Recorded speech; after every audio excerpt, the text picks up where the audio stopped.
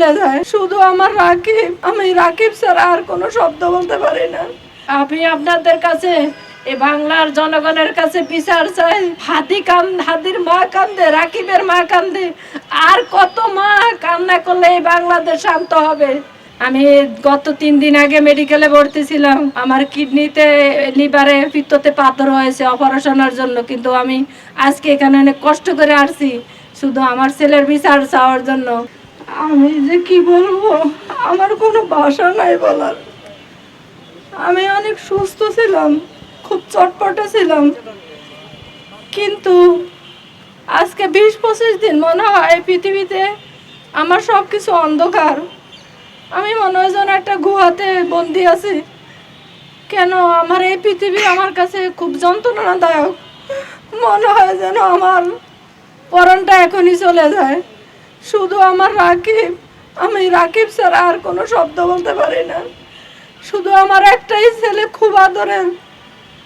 ওর জন্মের পর থেকে আমি ওষুধের ডুরুবার দিয়ে ওরে দুধ খাওয়াইতাম, আমি পিঠার মুখে নিত না। ওরে আমি তিল তিল করে দীর্ঘ 25 বছর পালছি। ওর হাসি, ওর ভঙ্গিমায় আমারে সবসময় মাথায় রাখতো।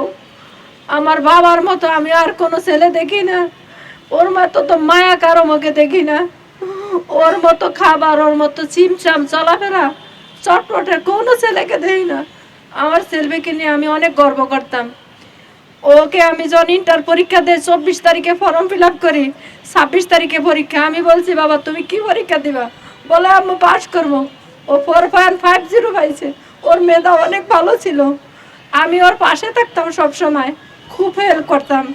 কিন্তু আমি জানতাম শহীদ মিনার আসে, বললাম আমি শহীদ মিনার, কিন্তু এই শহীদ মিনারে যে বাঘ বসে থাকতো আমি এটা জানতাম না যে আমার ছেলেকে বাঘে খাবে। যদি জানতাম তাহলে আমি হয়তো ওই বাঘের মুখে আমি যাইতাম। কিন্তু আমি জানি না আমার ছেলে কি অপরাধ করছে যে এরকম ভাবে হত্যা করতে হবে।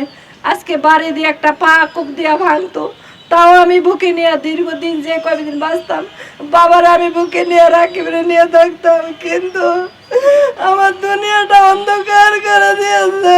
আমার রাকিব নাই, আমার টেবিলের 4টা চেয়ারই খালি, কেউ বসে না। আমার রাকিব নাই। আমি আপনাদের কাছে এই বাংলার জনগণের কাছে বিচার চাই।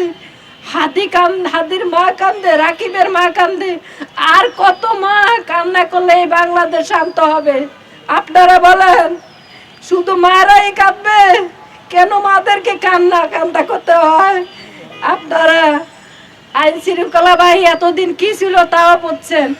এখন আমাদের নতুন সরকার আসছে, আমি আশা করি বিচার হবে, কিন্তু অতি তাড়াতাড়ি বিচারের দরকার। আবার যেন আমার রাকিব হাদির মতো আর কোনো মা এইভাবে কান্না না করে।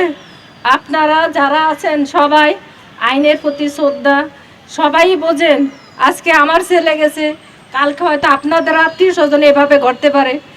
এই আসামি যারা আছে, এই যারা মূল গডফাদার, ওদেরকে উগলিয়ে ফেলুন, নাইলে এই বাংলাদেশে হাজার হাজার মা কাঁদবে, হাজার হাজার মা দেখা গেছে পাগলের মতো রাস্তায় ছুটবে। কারণ একটা মায়ের কাছে একটা সন্তান অনেক বড় কিছু।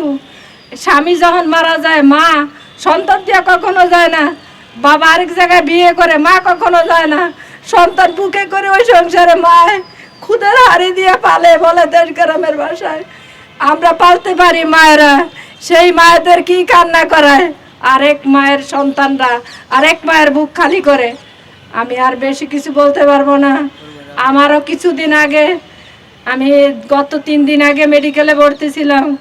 আমার কিডনিতে, লিভারে পাথর, পিত্ততে পাথর হয়েছে অপারেশনের জন্য, কিন্তু আমি আজকে এখানে অনেক কষ্ট করে আসছি শুধু আমার ছেলের বিচার চাওয়ার জন্য।